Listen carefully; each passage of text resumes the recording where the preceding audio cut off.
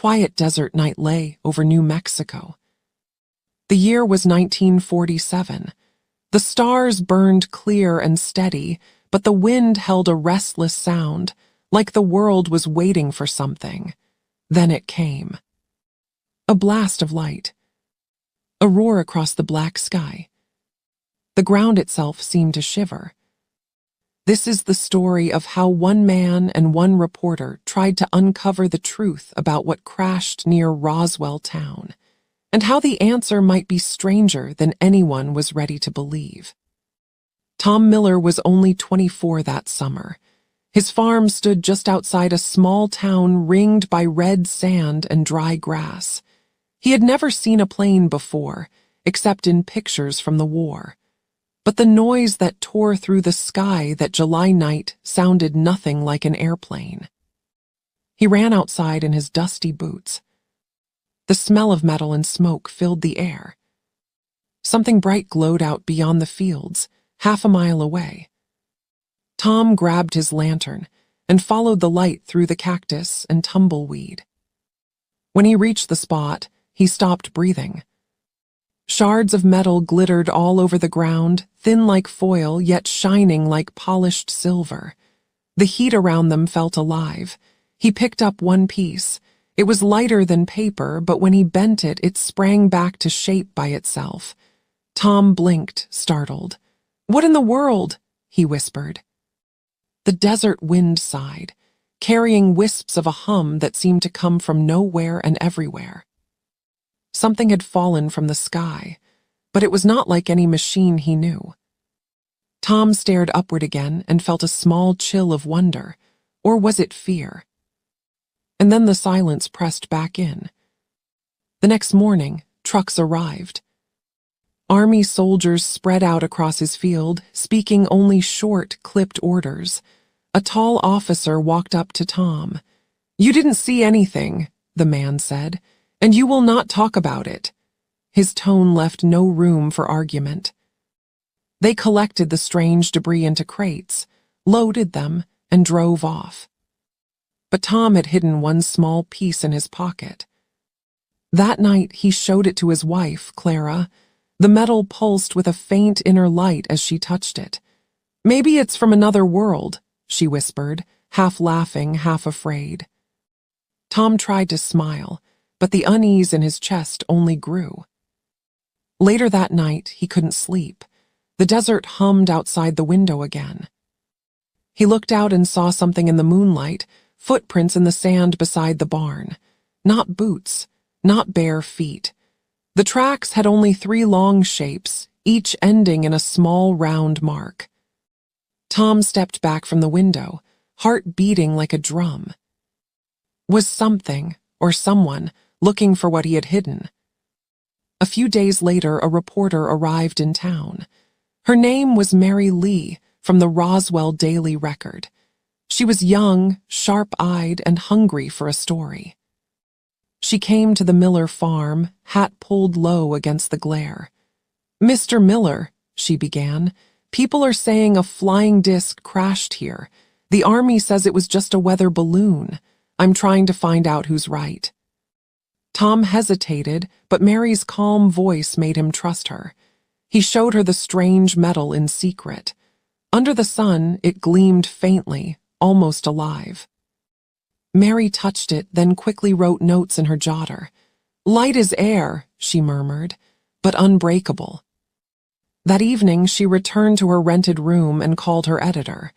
Before she could speak, the line filled with static. No voice, just a faint, repeated beep, beep, beep, beep, pause, beep, beep, beep. She frowned and hung up, but her mind wouldn't rest. She packed her camera and drove out to the crash site again. The desert night was cold, the sand whispering against her shoes. Her flashlight beam swept across half-buried metal fragments, then caught on something more. A curved surface, smooth as glass, was rising from under the sand. When she touched it, the ground beneath her began to tremble. A wind came from nowhere, pushing hot air over her face. And then silence. In the distance, headlights appeared. Black cars rolled to a stop. Men in dark suits stepped out. Neither soldiers nor locals, but something in between. One of them took her camera without a word. Another told her quietly, "You will forget what you saw." At the same time, Tom, back at home, heard heavy engines passing on the road. He looked at the glowing metal piece on his table. Its light was fading, like it knew it was being called away. By morning, the crash site was surrounded by military fences.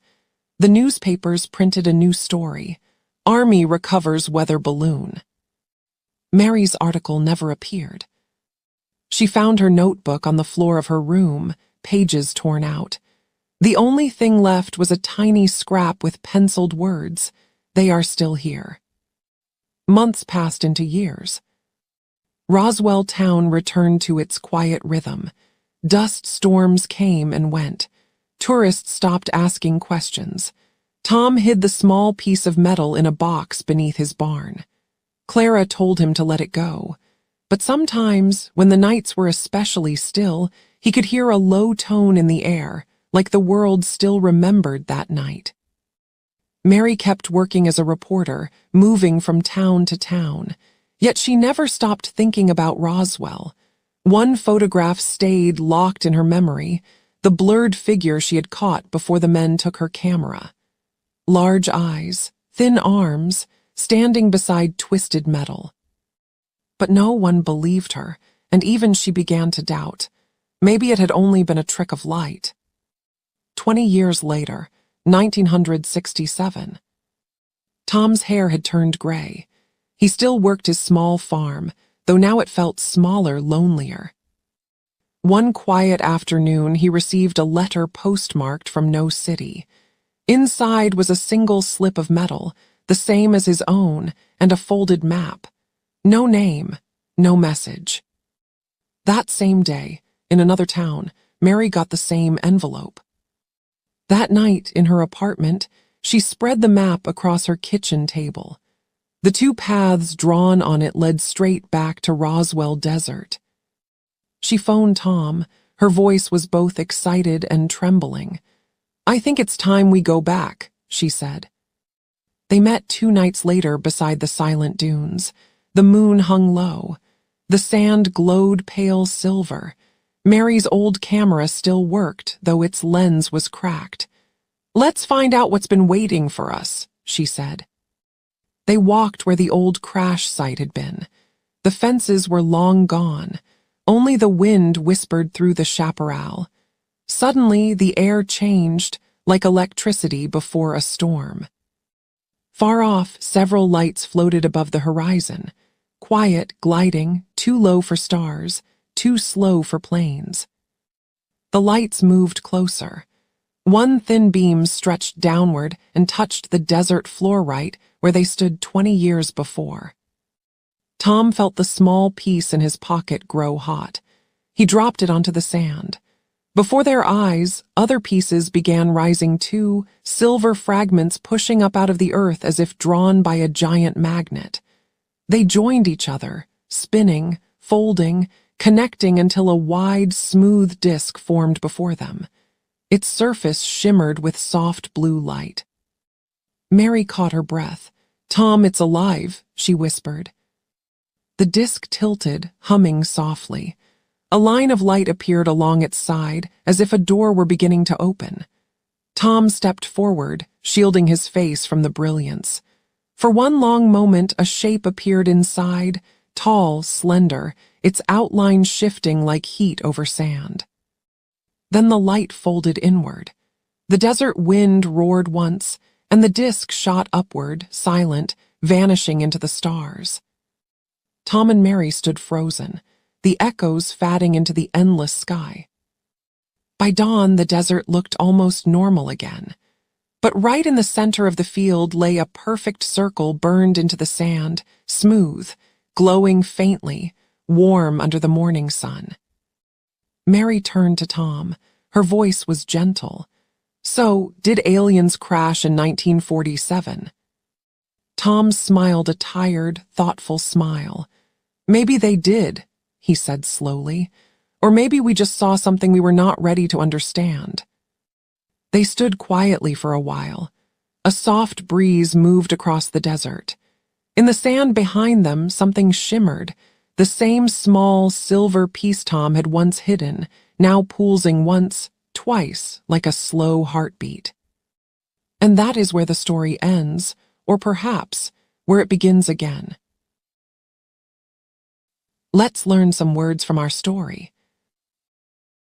Glittered. Meaning, shined brightly or reflected light. Example, the metal glittered in Tom's lantern light. Foil. Meaning, a very thin sheet of metal. Example, it was light as foil but strong as steel. Pulsing. Meaning, beating or glowing again and again. Example, the hidden piece was pulsing softly in the sand. Vanishing.